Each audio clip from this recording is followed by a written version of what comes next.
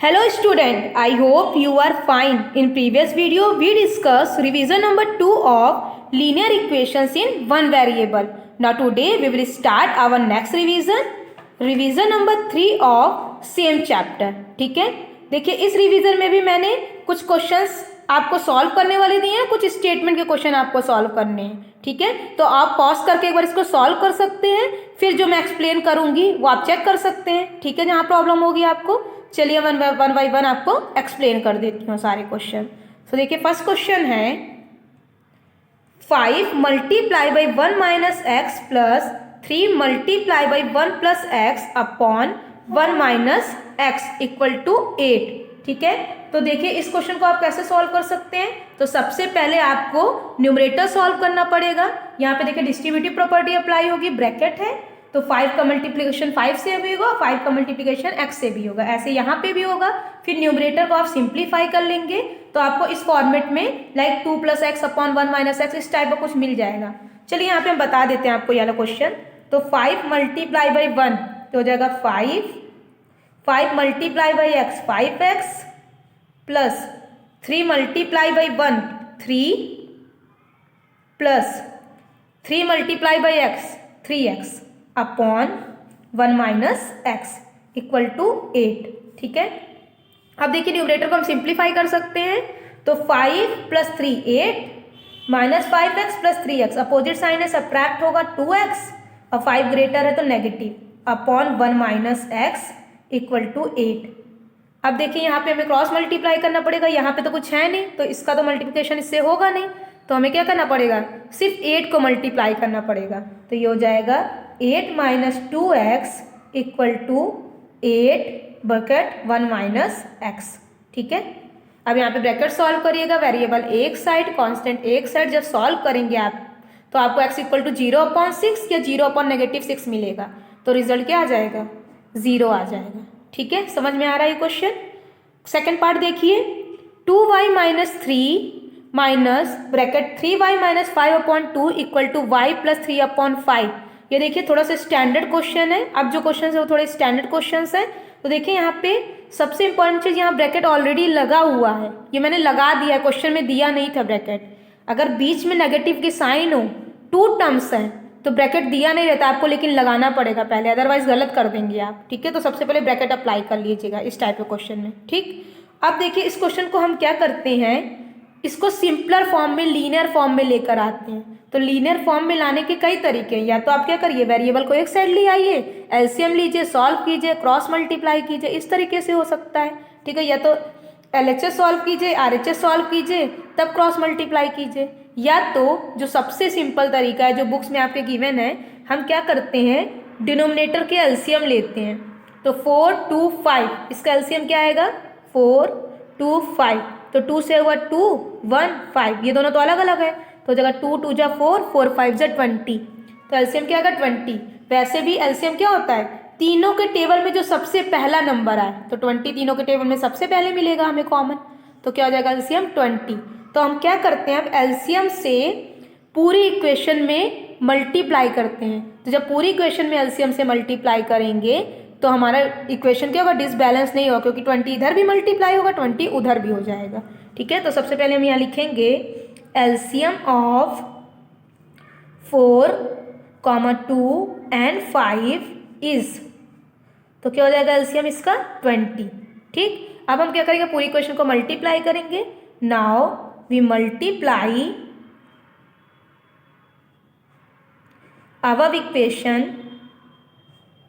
our equation by 20. ठीक, हम 20 से मल्टीप्लाई करेंगे, तो चलिए मल्टीप्लाई करते हैं. 20 मल्टीप्लाई बाई 2y माइनस 3/4. आप चाहे तो यहाँ भी ब्रैकेट लिख सकते हैं. ठीक है, minus 3y minus 5/2 equal to y plus 3/5. ठीक, समझ में आ रहा है. आप देखिए हम इसको मल्टीप्लाई करेंगे, तो मल्टीप्लाई कैसे होगा, 20 का मल्टीप्लिकेशन इससे भी होगा, इससे भी होगा, इससे भी होगा और इससे भी होगा. ठीक है, तो चलिए हम बताते हैं मल्टीप्लाई कैसे होता है. तो 20 मल्टीप्लाई बाई दिस, तो 4 से 20 रिड्यूस होगा तो कितना आएगा 5, और 5 का मल्टीप्लिकेशन किससे होगा, इससे होगा, तो हो जाएगा 5 मल्टीप्लाई बाई 2y माइनस 3। ठीक है, ये इससे सॉल्व हो गया। अब क्या करेंगे हम, यहाँ 5 नहीं 20 ही है, ये इसके लिए 20 यूज हुआ था, फिर 20 आ गया। 20 मल्टीप्लाई बाई दिस, तो 2 से 20 कैंसिल होगा, 10 आएगा, तो हो जाएगा -10 मल्टीप्लाई बाई 3y माइनस 5।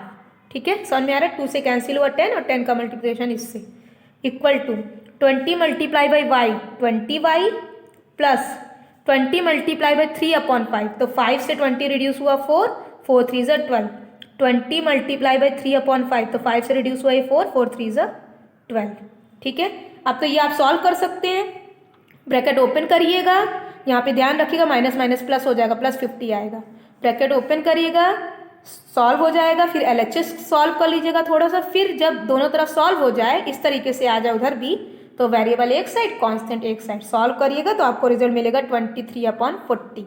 ठीक है, सी पार्ट देखिए, m-1/2 इक्वल टू 1 - m-2/3। अब देखिए यहाँ पे नेगेटिव है, 2 टर्म्स है, फटाक से पहले हम ब्रैकेट लगा लेते हैं, नहीं तो अदरवाइज ये गलत हो जाएगा। यही सबसे बड़ी मिस्टेक करते हैं बच्चे इस इक्वेशन में।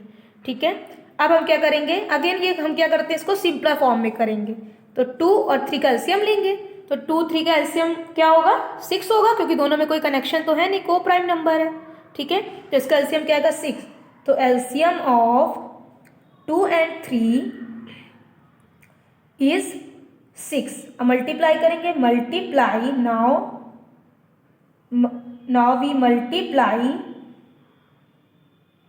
now we multiply above equation by 6, तो 6 से मल्टीप्लाई करेंगे, तो 6 multiply by m-1/2 equal to 1 - m-2/3। ठीक है, अब चलिए मल्टीप्लाई करके बता देते हैं आपको एक बार, तो 6 का मल्टीप्लिकेशन m से 6m, 6 का मल्टीप्लिकेशन इससे, तो 2 से कैंसिल हो जाएगा, 6 3 आएगा, तो -3 ब्रैकेट m-1, 6 का मल्टीप्लिकेशन 1 से 6 माइनस 6 का मल्टीप्लिकेशन इससे, तो 3 से कैंसिल हो जाएगा, 6 2, तो 2 मल्टीप्लाई बाई m-2। ठीक है, अब देखिए लीनियर इक्वेशन के फॉर्म में आ गया, लीनियर के फॉर्म में ब्रैकेट यूज करते टाइम आप साइन का जरूर यहाँ ध्यान रखिएगा। ठीक है, -2m + 4 होगा, सॉल्व कर लीजिएगा, फिर LHS RHS सॉल्व करिएगा, वेरिएबल एक साइड कांस्टेंट एक साइड, सॉल्व करेगा, आपको आंसर मिल जाएगा 7/5। अब देखिए डी वाला भी क्वेश्चन इसी तरीके का क्वेश्चन है, या तो आपको ब्रैकेट यूज करने की जरूरत नहीं है, लगाना तो आप यहाँ लगा सकते हैं ऐसे। ठीक, अब इन दोनों का भी एलसीएम लीजिएगा, 3 और 6 का एलसीएम क्या होगा, 6 हो जाएगा। ठीक है, फिर पूरे में 6 से मल्टीप्लाई कर दीजिएगा, इधर तो कट जाएगा, सॉल्व करिएगा तो आंसर आ जाएगा -1। ठीक है, चलिए हम आते हैं नेक्स्ट क्वेश्चन पे, क्वेश्चन नंबर 2। ठीक है, क्वेश्चन नंबर 2 क्या है, check whether x = 2 is a solution of the equation. Like जो अभी आपने क्वेश्चन सॉल्व किया है, मीन्स मान लीजिए यहाँ पे सोल्यूशन 0 आया है, तो अगर हमें चेक करना है कि इसका सही सोल्यूशन है कि नहीं, मीन्स जो हमने आंसर फाइंड किया वो सही है कि नहीं, तो कैसे चेक करते हैं, तो देखिए यही क्वेश्चन है, हमें ये चेक करना है कि 2 इसका सोल्यूशन है कि नहीं है। ठीक है, तो चेक कैसे करते हैं, जो सोल्यूशन हमें दिया रहता है वो हम LHS और RHS में पुट करते हैं, यहाँ तो RHS सॉल्व है, सिर्फ LHS में पुट करना हमें, अगर पुट करते हैं तो LHS और RHS बराबर आते हैं तो मतलब उसका सोल्यूशन है, नहीं आते हैं तो नहीं है। ठीक है, चलिए बता देते हैं आपको ये क्वेश्चन। सबसे पहले आप लिखिएगा LHS, LHS क्या है यहाँ पे, ये लेफ्ट हैंड साइड 2x/3 + 1। अब हम x के प्लेस पे क्या पुट करेंगे, 2 पुट करेंगे, तो हो जाएगा 2 × 2/3 + 1, तो आया 4/3 + 1। डायरेक्ट भी आपको करना हम बताए थे कंपेयरिंग क्वांटिटीज चैप्टर में, 3 × 1 = 3 + 4 7/3 आएगा। वैसे आप एलसीएम लेके भी कर सकते हैं, तो एलसीएम 3, ये 4, यहाँ 3 से मल्टीप्लाई होगा तो हो जाएगा 7/3। और देखिए ये RHS के इक्वल आ रहा है, क्योंकि RHS ऑलरेडी यहाँ सॉल्व है, तो हम यहाँ लिख लेंगे RHS। ठीक है, तो देखिए LHS = RHS है, तो ये क्या होगा, सोल्यूशन होगा, तो हम लिखेंगे yes x = 2 is a solution of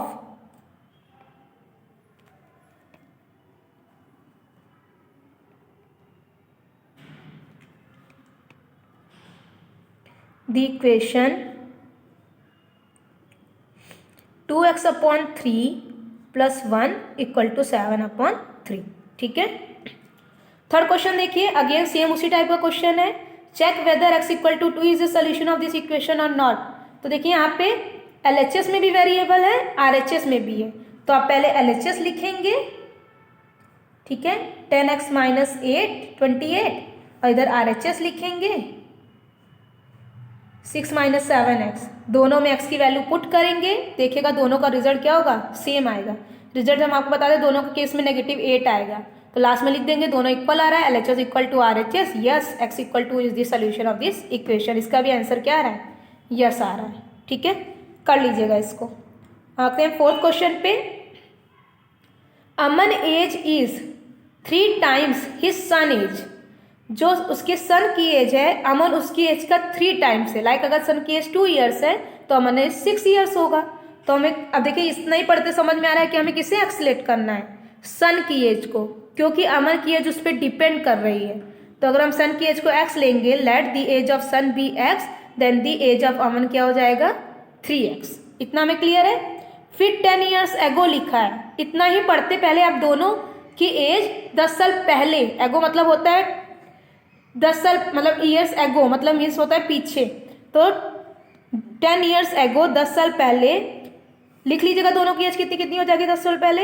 he was से मतलब Aman was 5 times his son age. तो जितनी एज सन की थी 10 साल पहले और जो अमन की थी, दोनों किसके इक्वल होंगे, जब उसमें 5 मल्टीप्लाई करेंगे सन की एज में। ठीक है, फिर हमें बताना है कि दोनों की प्रेजेंट एज क्या होगी।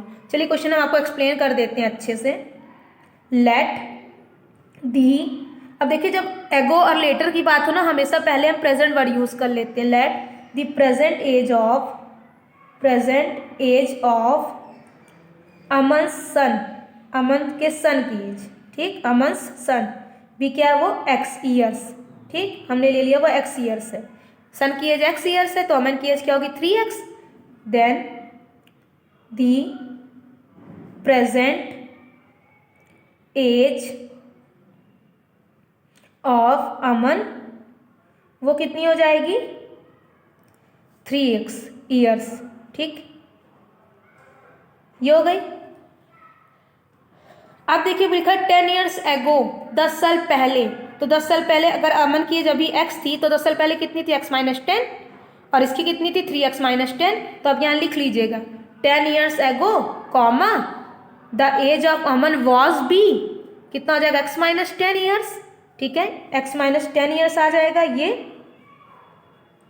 ठीक, हम पूरा लिख नहीं रहे, आप लिख लीजिएगा 10 years ago the age of Aman was b, पहले की बात करें तो वॉज बी वर्ड यूज होगा, और इनकी एज कितनी हो जाएगी अमन की 3x माइनस 10 ईयर्स। ठीक है, दोनों की एज आप ऐसे लिख सकते हैं। अब देखिए हमें x की वैल्यू चाहिए, तभी तो दोनों की प्रेजेंट एज हम फाइंड कर पाएंगे। तो दोनों की वैल्यू कैसे आएगी, इक्वेशन बनानी पड़ेगी। तो क्या लिखा है 10 ईयर्स एगो ही वॉज, मतलब Aman was, according to question Aman was, Aman की एज कितनी है 10 साल पहले, इतनी है। Aman was 5 times his son age, मतलब 10 साल पहले जितनी थी अब 5 गुना है, पहले 3 गुना थी अब 5 गुना है। ठीक है, आप इसको सॉल्व कर सकते हैं।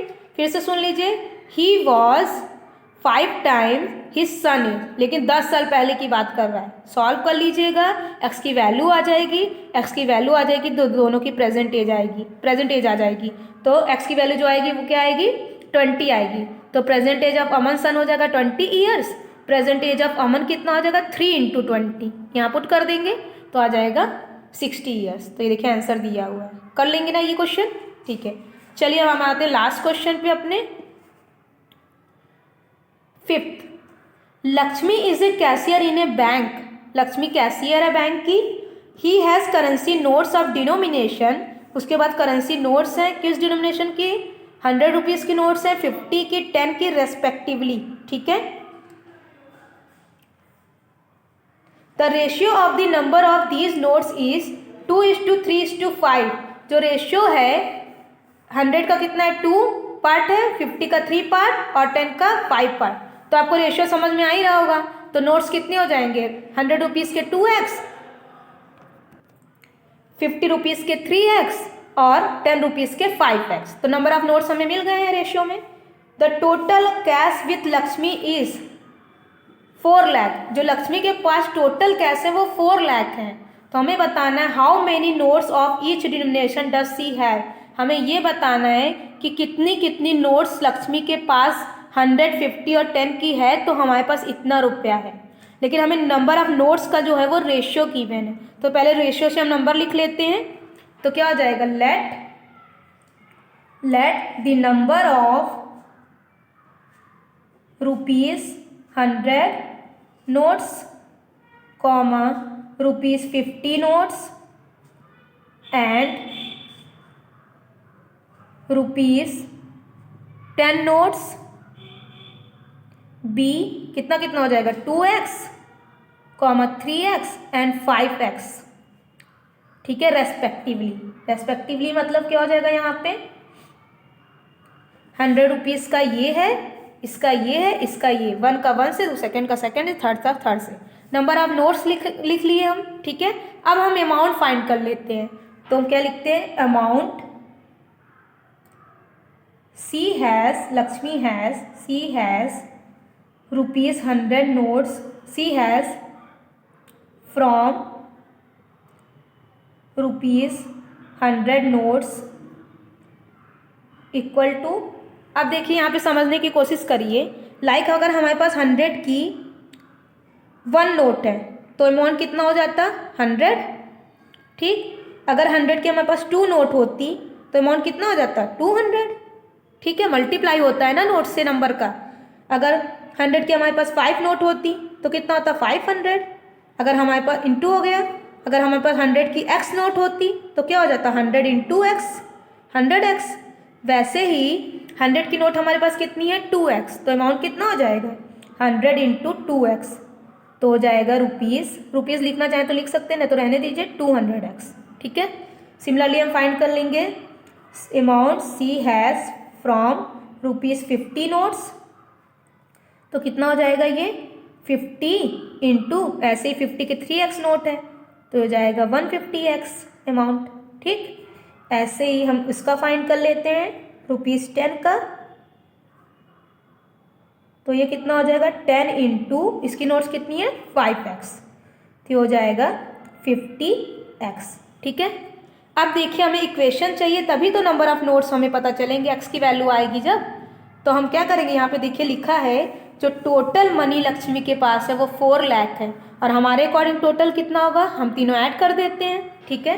तो अकॉर्डिंग टू क्वेश्चन